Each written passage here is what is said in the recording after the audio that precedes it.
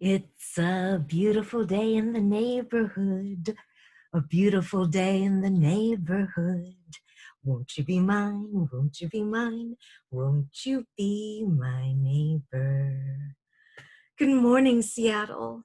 I am so thrilled and honored to be invited to welcome you to a new day and to offer some words of inspiration and hope was what I was asked to do.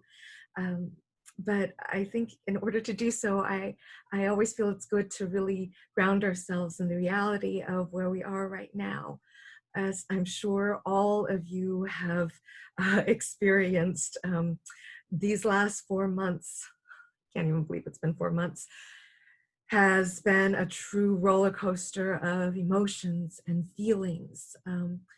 I myself am a theater artist, and I know in the first 24, 48 hours of the shutdown, I ended up losing 7 different jobs that I had lined up for the year. And that is true for every artist the world over.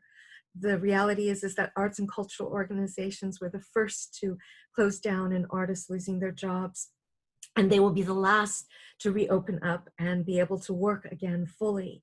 So anything that you can do to support the arts is so vital during this time, because really the artists and arts and cultural organizations have been providing so much inspiration and hope for all of us, even when they have no earned income coming in. And so just bless all of them for doing what they have during this time. I mean, the music, the poetry, the theater online, all the different ways, the films that we've been enjoying, all created through artists. So really support artists during this time. But the reality is that not only artists have been hurting, but a lot of people have been hurting because of the pandemic, because of the greater growing awareness around Black Lives Matter.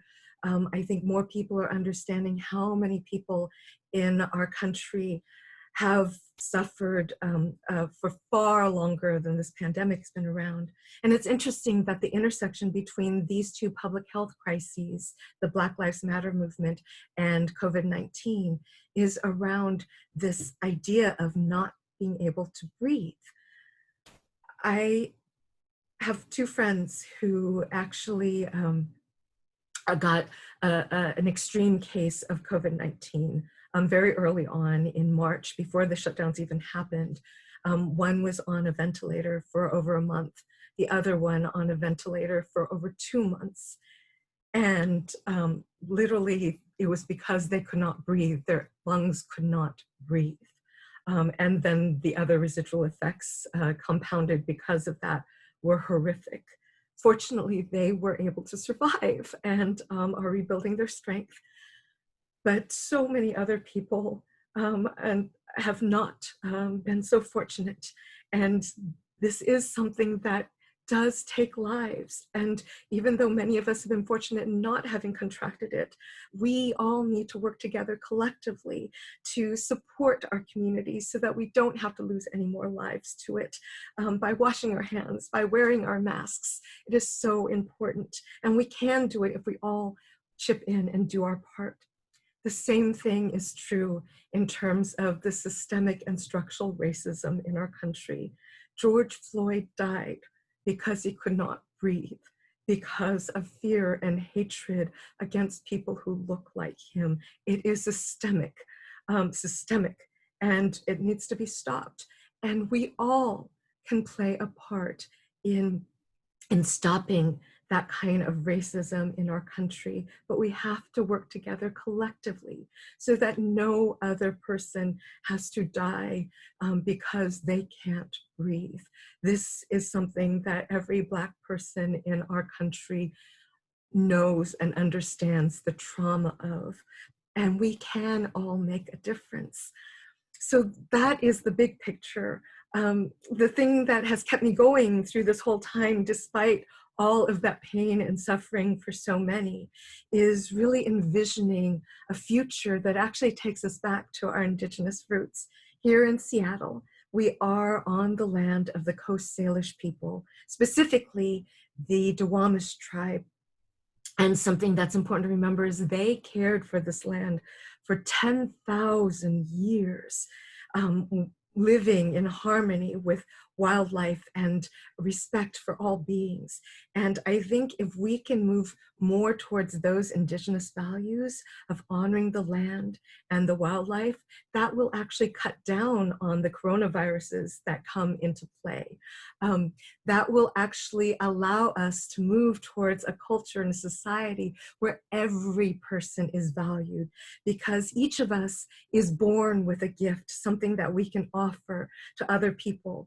And in indigenous cultures the world over, people really did function as villages where there were healers, there were caretakers, nurturers, hunters, gatherers, storytellers, artists, and every person shared their gift and exchanged gifts with each other. And that was how collectively entire villages were able to thrive. When one person needed something, you shared what you could offer in exchange for what they could offer you.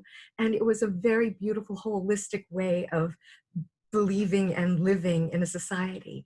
And I think our society now could use a lot more of that, and we can get there.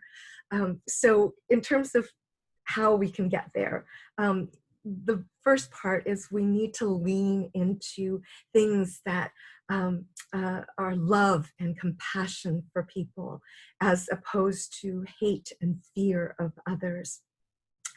And the first place to start is really we have to care for ourselves, especially Black, Indigenous, people of color, people who've been oppressed, whether you're transgender, all different genders, immigrants, people who have disabilities, so many oppressed people in our society.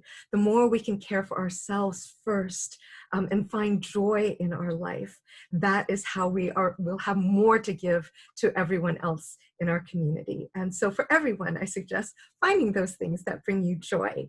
Some of the things I will share with you for myself are eating whatever you want, whenever you want. So who says you can't have Cheetos for breakfast?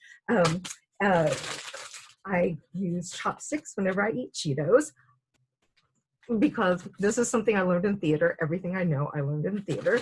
Your hands don't get dirty and you don't get them on your costumes.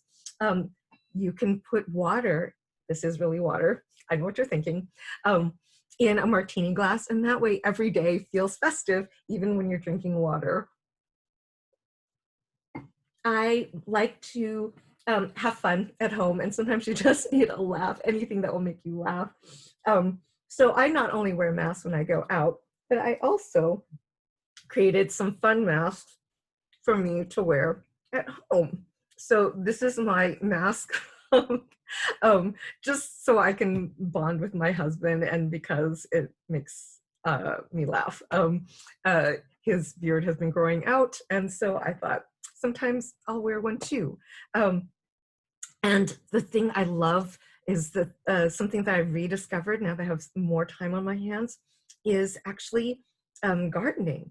So another great metaphor I'd like to think about is the fact that you can take something as simple as romaine, or celery works well too, and you can cut off all of its leaves and could lose everything, just like so many of us have lost so much during this time. And yet, with just a little bit of care, you can actually create magic. Look, these are, I cut off all the leaves and then ate them for my romaine and celery, and put them in water and just a little bit of care and attention. And this is just a few days old in the celery, and maybe a little bit longer with the romaine. And look how they magically sprouted. There's new life coming out of it. And this is so much a symbol of how, if we just go back to nature and just really honor the potential that we all have as a human race, where we can have literally everything taken away from us and cut off at the roots, and still be able to come forth as a new life. It just shows the possibility that we all have to change and grow and collectively work together by leaning into love and compassion. to create a new possibility for the future. Thank you so much for joining me today, and I wish all of you a happy day. I hope you can find some joy um, in order to really be able to make the most of yourself in helping our collective effort in working against racism in our country, against this pandemic that we're suffering, so that we can all come back together again. And one more thing I just want to do is, when I get stressed out, is be sure to breathe. We all have the luxury, those of us who are still going, to breathe. So take that deep breath and let it out. And one other trick that someone taught me was, we might not be able to hug as many people as we'd like right now, but human touch is so important. So it's okay to give yourself a hug. I can't believe how much of a difference that can make as well. Hug yourself daily. Thank you so much.